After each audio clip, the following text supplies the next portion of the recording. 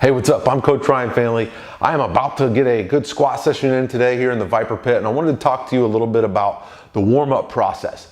Whenever I travel to gyms around the world, I tend to see one of two spectrums, or see both ends of the spectrum rather. On one end, I see people walk in the gym stone cold, hop right under a bar and start squatting immediately.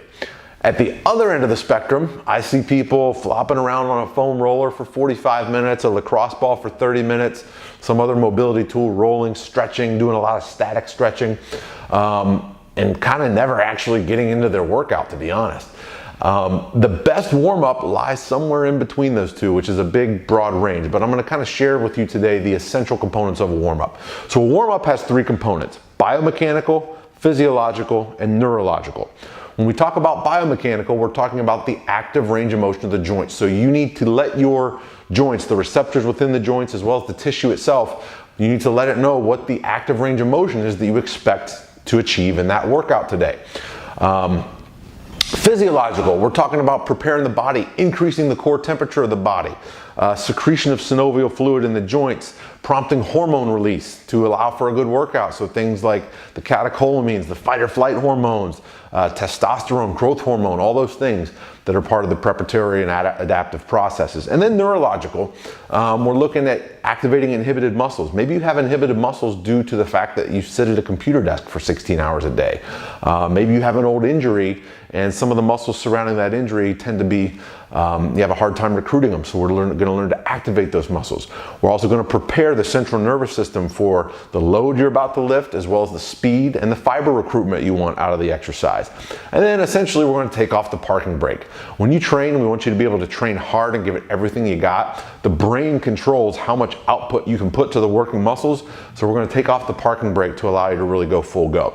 So what I'm going to do today is I'm going to take you through a warm-up that I've been using recently for the squat. It's not terribly long, but it does address all three of these components. And then once you finish this warm-up, you can start warming up with a specific warm-up by starting loading the squat pattern. Quick word on loading the actual pattern itself. So I'm going to give you my general warm-up that I use. I'm not going to show you my building sets, but basically when you do get under the bar, you want to gradually build up to your top sets for the day. You don't want to just jump right in after your general warm-up.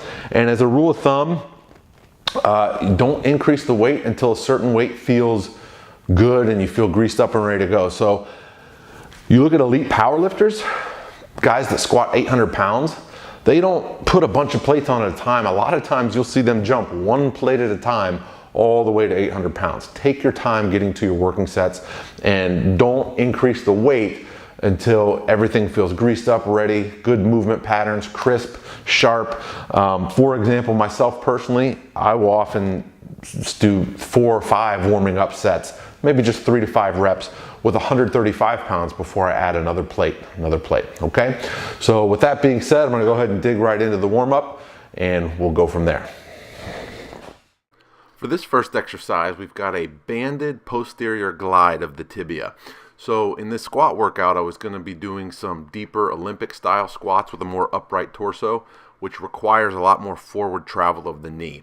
Having a history of ankle sprains from years playing basketball, I really need to loosen this up to get a little more ankle range of motion prior to the actual lifting. Now for this, you're just looking at pushing the knee forward, keeping the heel on the ground, and letting that ankle glide backwards.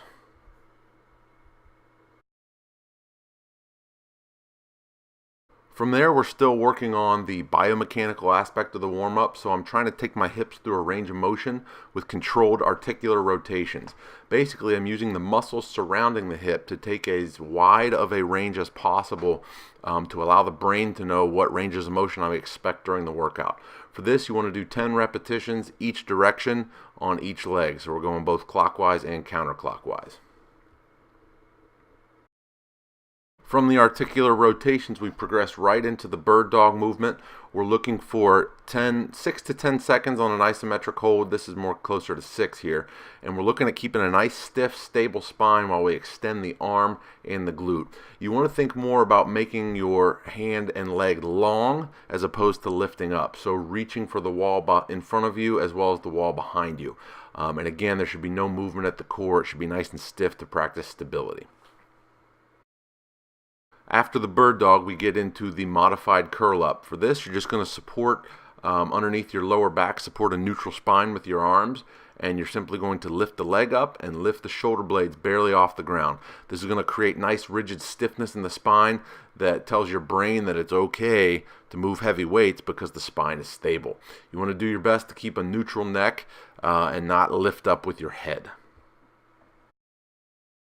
Now to bring about some more core stability through the lateral line, getting the glutes involved, we're going to do a side plank.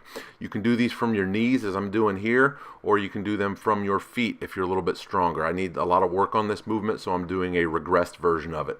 For this, again, you're going for 6 to 10 second holds on each repetition, and approximately anywhere from 3 to 8 reps a side depending on your ability level.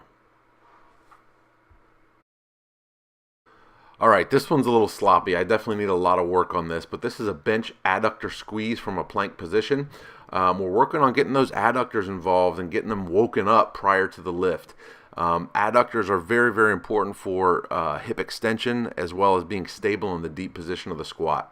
I'm doing a bent knee version here, and I'm not even doing a great job at that, but you can progress to a straight leg version. You can add weight to the bottom leg if you get really good at it. You're aiming for 10 reps here with about a 1 to 2 second squeeze on each rep, just a brief pause.